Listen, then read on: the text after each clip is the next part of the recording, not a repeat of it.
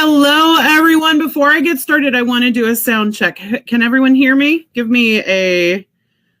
Throw me a yes, I can hear you, or yes in the chat if you can hear me. Awesome. Thank you so much for joining me for this session, Teaching with Grace, Encouraging Creativity and Communication in the Classroom. My name is Christine. In the chat, I am listed as Emma Christoph. Emma Christoph is my pen name that my Google account is associated with because I have spent nearly 20 years blogging. So that is why you'll see Emma Christoph in the hop-in. All right. So I want to wait just 2 more minutes for hopefully a couple more people to come in. But let me give you a little background about myself. I have been teaching on Outschool for a little over a year. I started in May of last year. I have a background in civil engineering design, but I've spent the last 16 years homeschooling my 4 daughters. I actually left engineering to be a mom, a stay-at-home mom. And I found out that I absolutely loved teaching, or honestly, I wouldn't have done it for 16 years. So in this module, I would like to explore what it means to teach with grace. I'd like to offer you a chance to share in the chat what you guys think teaching with grace means to you. So if you go ahead, type in the chat what teaching with grace means to you.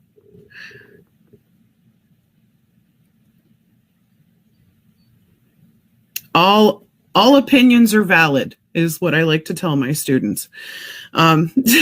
So if you have something to share about grace and what it means to have grace in the classroom, go ahead and share it in the chat.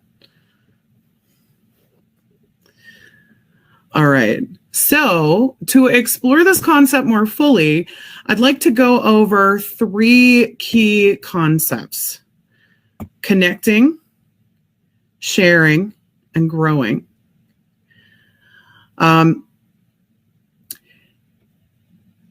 In these 3 key concepts, to go over them a little bit more in depth, we'll go over the connect first, because when we first get in the classroom, making a connection is of primary importance so that you can find a common thread. Jim Henson says that what we teach is not remembered, but who or what we are is. Other people have echoed this. Is how a person will not remember what you said, but they'll remember how you made them feel. When we stop to make a connection, we're not only showing who we are, but we're inviting students to show who they are. And in doing so, we can find common ground and learn that we're not alone in this great big world. So how do we make that connection? There's a couple of ways that I do in my classroom. I like to give my students freedom. I also, because some students are not able to communicate in certain ways, I like to give them free. I know a lot of folks in their classroom don't open up the chat. I like to give my students the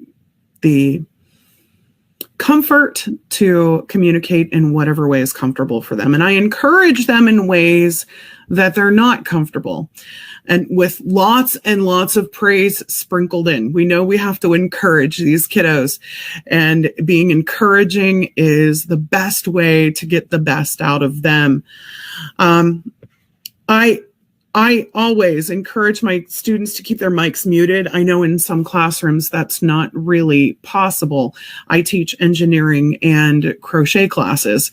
So in my classes, there's a lot of communication going on, and we're working in groups and we're learning from one another. So keeping the mics unmuted, especially when your fingers are all tangled up with yarn, is what I like to say. It's hard to find the mute button. So as a general rule, I also do allow chatting in Zoom. And I also allow my students to arrive at any time during class without a call-in.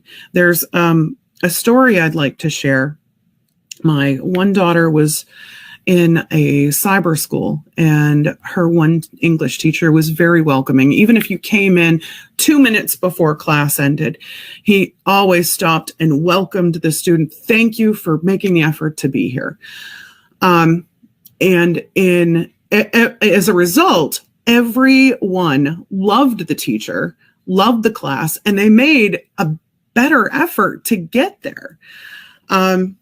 In the very next class, it was a math class, and this teacher, unfortunately, spent time in class chastising a student for being 20 minutes late. It was depressing for the student.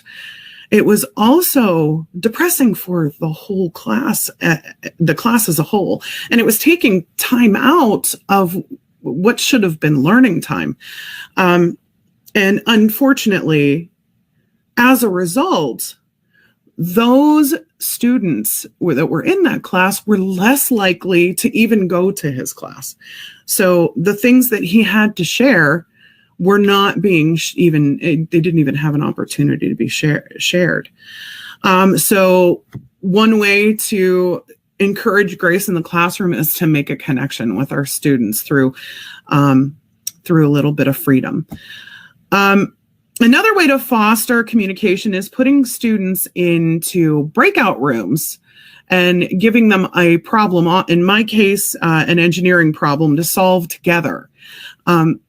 This is especially frustrating with students who do not know each other, like in our classroom. So I do try to, and it looks like a lot of also folks, after going through some of these sessions, also do like a get to know you segment before we go into these breakout rooms, so that at least they can get to know these kids a little bit before they start working with them. The team becomes more cohesive as the minutes roll on. It's amazing to watch. You'll start out with kids that won't talk to each other, and at the end, they're laughing and bouncing ideas off of each other. It's amazing to watch. They also learn which person can bring what to the table. They learn which one is comfortable speaking in front of the group. So whenever they solve the engineering problem, we have a presentation that happens afterwards. And oftentimes there's a discussion on who would get to present to the class, and whoever is good at public speaking would be the one to present to the class.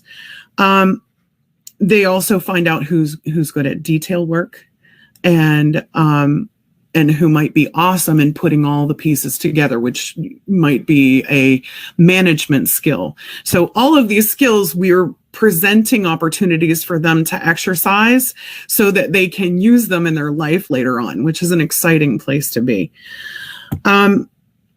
So this is a quote from Albert Einstein. I never teach my pupils. I only attempt to provide the conditions in which they can learn.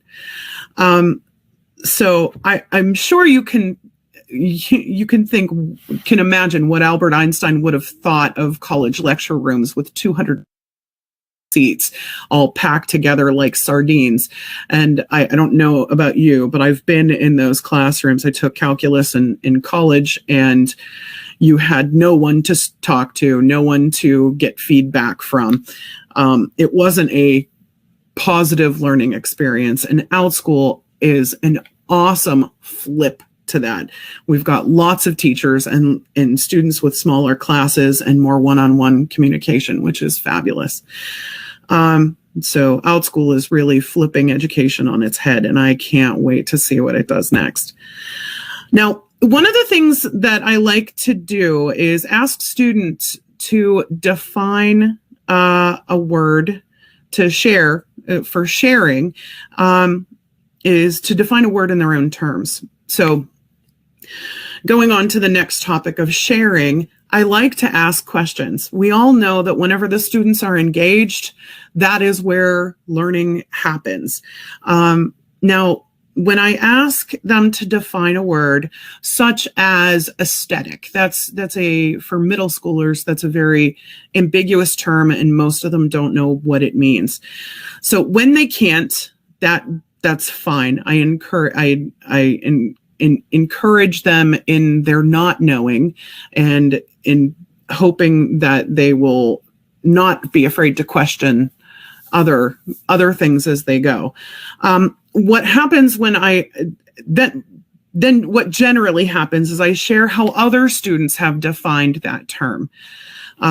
So in one of my classrooms, one of my classes, a student defined the word aesthetic as it looks cool. And that is a perfectly valid definition that relates to other students in their age. So, in their age group, the textbook definition generally may not relate as well. So the word aesthetic means pleasing to the eye. So in an adult term, that pleasing to the eye might mean more to us than it does to like a 12-year-old. But it looks cool is a perfectly fine definition.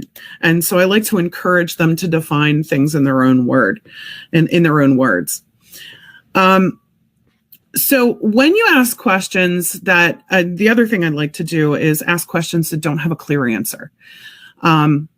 You can, doing so, you can increase confidence. In the case of engineering design classes, where students are asked for their own answer to the problem of making an ADA compliant ramp for an above ground swimming pool for someone in a wheelchair, I have gotten so many fantastic designs, and the kids absolutely love everything from ramps and elevators, like you might imagine, to time warps and catapults. So you get a whole bunch of really creative ideas out of them. And when you let them answer their own question in their own way, it encourages their peers to also know that what their answer is just as valid as mine, for instance. In the case of my crochet classes, I often ask for opinions of my students and incorporate their ideas in the projects that we do. And when you ask them to think about a particular situation and you incorporate and encourage their ideas, you help them know that they too do have good ideas. And I think it actually empowers them to make decisions for themselves in the future. So the highlight here, I like to bring humility to my classroom. My ideas are no better or worse than anyone else's. Everything that I know is only what I know. I cannot possibly know everything, and I encourage my students to know that I don't know everything, because that makes it okay that they don't know something. In a lot of cases, you'll have a student that will apologize because they don't know something, and I'm like, oh my goodness, it's okay. I actually did tech support for a while, and I was able to connect people's devices to the internet very easily. I'm a little bit of a techno geek. But I would always share something I did not know. And oftentimes it was the fact that I'm a horrible cook. And I am absolutely a very bad cook. And so I would get people that immediately would bring a connection that this person was giving me something in response to me giving them something. So they weren't just receiving information, they were able to give it too. And that's really a gift. So I think also we retain information best when we engage one another. So I often give my students an opportunity to present in class, which helps the other students see that they also have something to share. This can include a small how-to or how to turn annotate on Zoom. Often I'll say, okay, Joe, why don't you tell the class how to turn on annotate in Zoom? Or if in the case of a crochet project, I'm like, Sally, you know how to do a single crochet. Why don't you tell us how to do a single crochet and I'll demonstrate for the class? So if you invite your students to do, if I invite you to incorporate some student-led activities in your classroom and watch the sharing happen. It is amazing. It works also wonders for those students that interrupt. So if you have students that are constantly interrupting during class, this is a great tool because it kind of gives them a chance to